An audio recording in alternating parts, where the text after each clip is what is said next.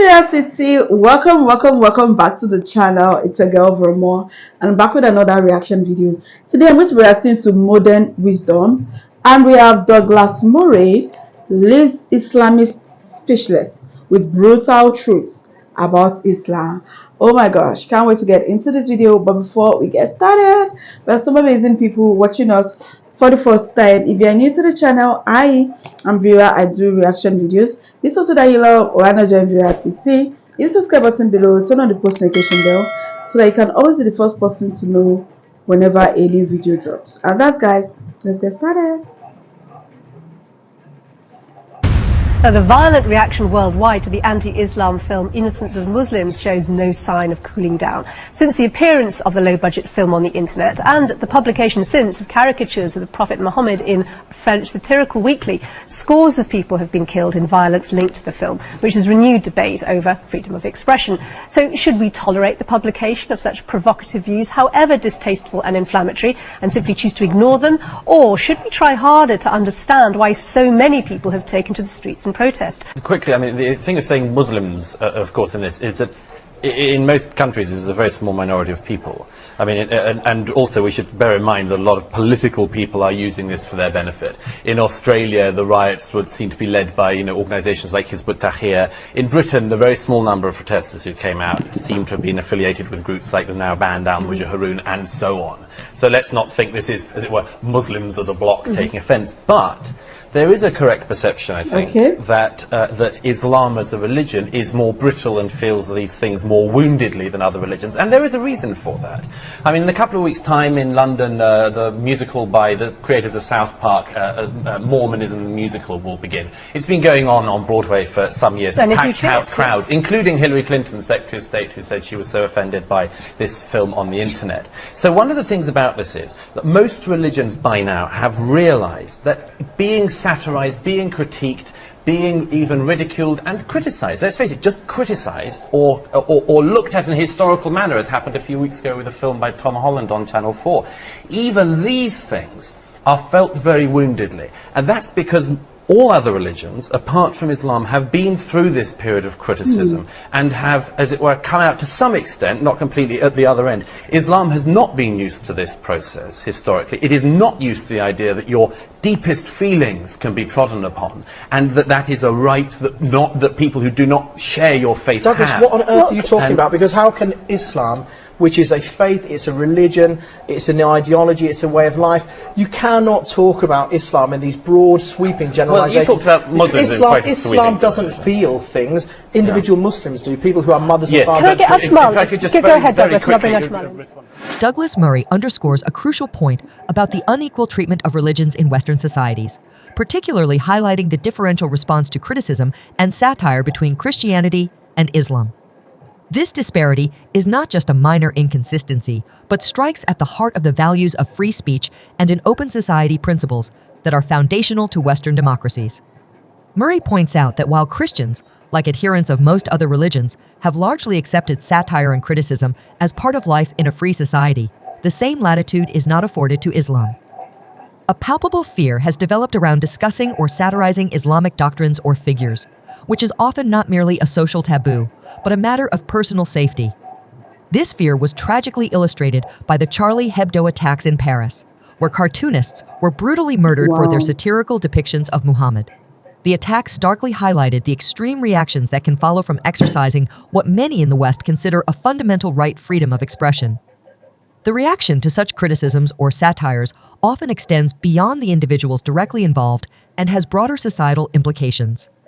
For instance, after the Charlie Hebdo incident, there was a significant increase in security concerns and self-censorship among artists, writers, and media outlets across Europe and North America.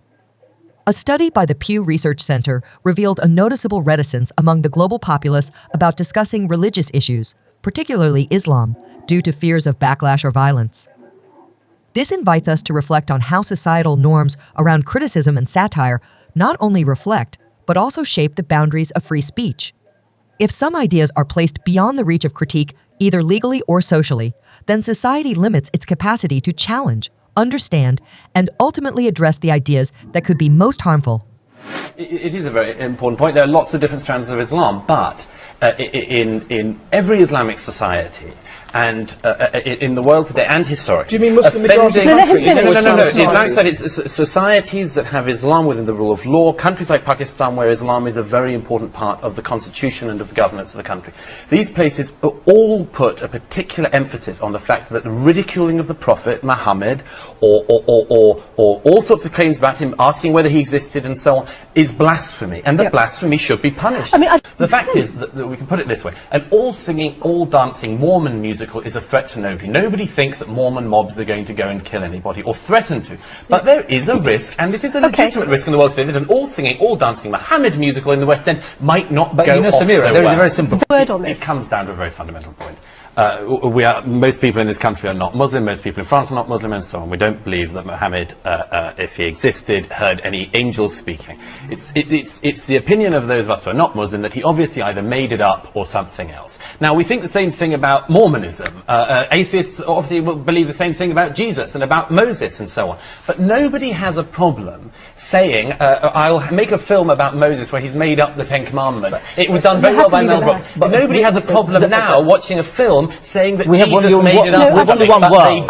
But they do have a problem, and we have a problem of censorship and self-censorship, because people are afraid to say that Muhammad made it all up, and the response to that, they know, is that they will stop saying it, they will pretend and hope they won't get any trouble, because they will pretend that they are sort of believing Islam. They'll say the Prophet Muhammad. They will try not to cause any offence. All right, well, we'll have to leave it there.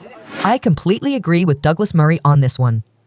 Douglas Murray raises a critical concern about the prevailing fear among media outlets and politicians when it comes to discussing or criticizing aspects of Islam, especially in relation to terrorism.